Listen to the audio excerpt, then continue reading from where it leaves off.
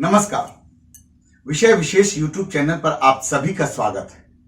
कोविड-19 वैश्विक महामारी ने जहां पूरे विश्व की अर्थव्यवस्था को बुरी तरह से प्रभावित किया है, वहीं जलवायु परिवर्तन की चुनौती से पूरी दुनिया जूझ रही है। साथ ही वैश्विक स्तर पर स्वास्थ्य सेवाओं में बुनियादी कमी भी बेहद चिंता की बात है। इन हालातों में दुनिया की कुल अर्थव्यवस्था का 80% हिस्सा साझा करने वाले देशों का G20 शिखर सम्मेलन बेहद महत्वपूर्ण हो जाता है। ऐसे में यह जानना बहुत जरूरी है कि रोम में आयोजित 16वां G20 शिखर सम्मेलन कितना सार्थक रहा और G20 शिखर सम्मेलन अपने उद्देश्यों को हासिल करने में अब तक कितना सफल रहा है।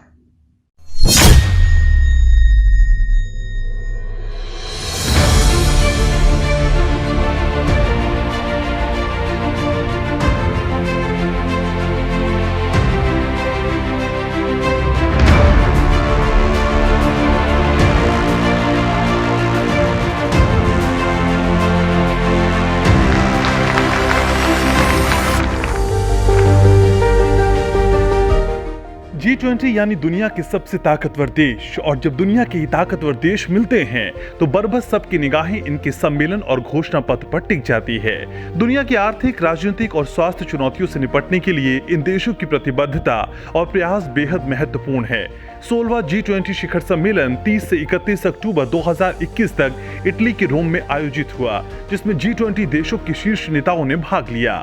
सम्मेलन के आखिरी दिन सदस्य देशों की सहमति से रोम घोषणा पत्र जारी किया गया, जिसे G20 के सभी नेताओं ने स्वीकार किया। रोम घोषणा पत्र में ग्लोबल वार्मिंग को पूर्व औद्योगिक काल के स्तर से 1.5 डिग्री सेल्सियस तक सीमित रखना और सदी के मध्य तक ग्रीन हाउस गैसों के उत्सर्जन में नेट जीरो यानी कार्बन न्यूट्रलिटी के लक्ष्य को हासिल करने के लिए प्रयास तेज करना शामिल है। हालांकि नेट जीरो का लक्ष्य हासिल करने के लिए समय सीमा के तौर पर 2050 का उल्लेख इसमें नहीं किया गया है। इसके साथ ही जलवायु परिवर्तन से निपटने के लिए गरीब देशों की मदद को लेकर सालाना $100 अरब जुटाने और अंतर्राष्ट्रीय कर प्रणाली को स्थायी और निष्पक्ष बनाने के लिए 2023 तक 15% वैश्विक न्यूनतम कॉर्पोरेट टैक्स को लागू करना भी शामिल है।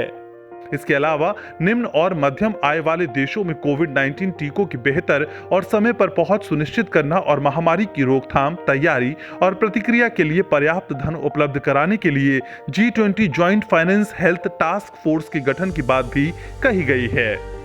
रोम घोषणा पत्र में इस बात का भी जिक्र किया गया है कि कोविड-19 महामारी से निपटने के लिए टीकाकरण ही एकमात्र उपाय है। इसमें 2021 के अंत तक दुनिया के हर देश में कम से कम 40% और 2022 के मध्य तक 70% आबादी के टीकाकरण के लक्ष्य को हासिल करने की बात कही गई है। इसके लिए वैक्सीन निर्माण में तेजी लाने और दुनिया भर में न्यायसंगत वैक्सीन वितरण के लिए मजबूत आपूर्ति श्रृंखला बनाने की बात पर सहमति जताई गई है।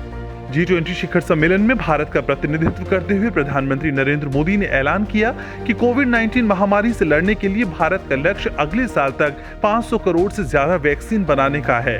प्रधानमंत्री ने कहा कि भारत के इस कदम से कोरोना के वैश्विक संकट को रोकने में बहुत बड़ी मदद मिलेगी। इसलिए विश्व स्वास्थ्य संगठन यानी WHO को भारतीय वैक्सीन को तुरंत मान्यता देनी चाहिए। और ये वैश्विक स्तर पर भारत की बढ़ती ताकत का ही असर है कि WHO ने भारत की मांग को स्वीकार करते हुए भारतीय टीका कोवैक्सीन को वैश्विक इस्तेमाल की मंजूरी प्रदान कर दी। हालांकि इससे पहले दुनिया के अनेक देश कोवैक्सीन को मान्यता दे चुके हैं। कोरोना वैक्सीन महामारी से लड़ने के लिए प्रधानमंत्री मोदी ने एक धरती एक स्वास्थ्य का विजन दुनिया के सामने रखा।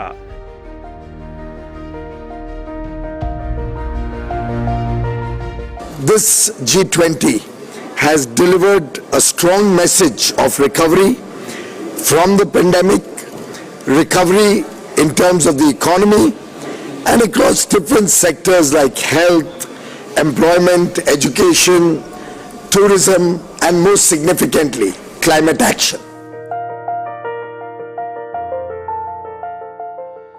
इस बार G20 सम्मेलन की थीम थी प्लैनेट, पीपल एंड प्रॉस्पेरिटी, यानी पृथ्वी, लोक और समृद्धि।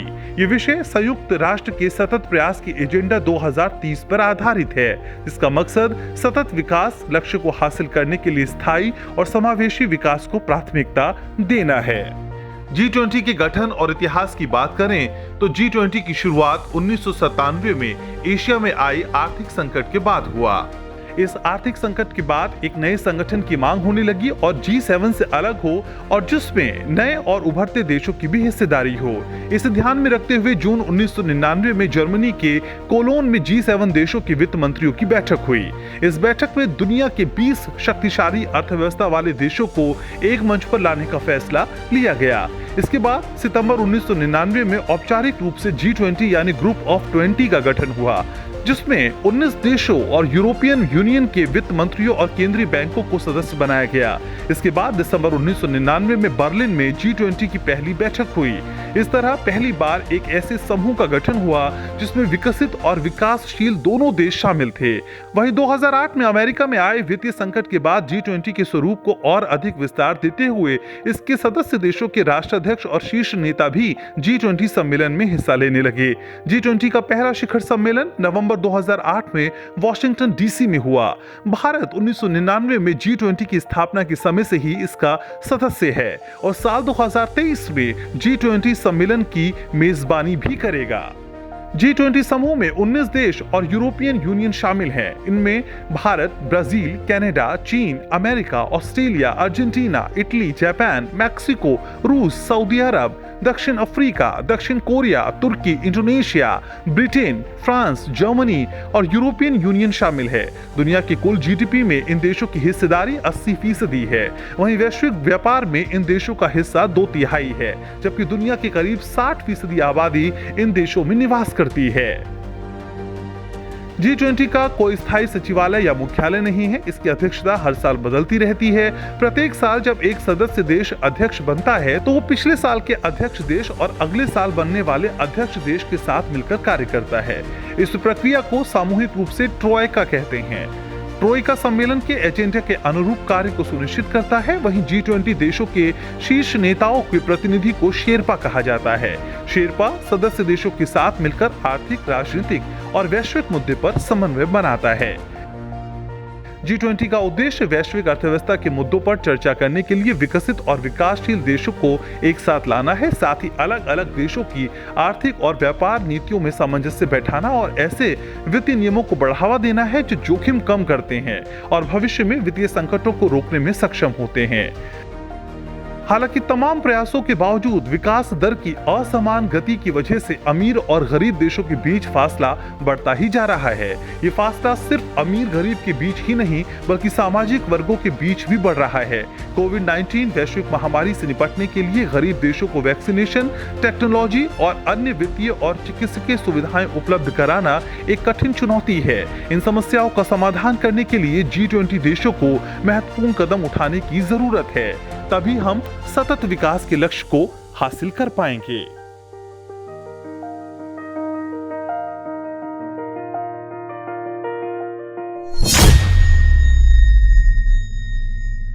विषय विशेष YouTube चैनल पर हम आपको लगातार राजनीतिक, सामाजिक, सांस्कृतिक, संवैधानिक, वैश्विक और समसामयिक मुद्दों पर गहन और शोधपरक जानकारी उपलब्ध कराते रहेंगे। आप इन विषयों पर और ज्यादा विस्तृत और विश्लेषणात्मक जानकारी हमारे वेबसाइट विषयविशेष.com पर पढ़ सकते हैं। आपके विचारों की हमें प्रतीक्षा रहेगी। अगर आपको ये वीडियो और इसके कंटेंट अच्छे लगे हैं तो आप कृपया इन्हें लाइक, शेयर और सब्सक्राइब करना न भूलें। अगली बार एक और नए और रोचक विषय के साथ आपसे मिलेंगे। तब तक के लिए नमस्कार।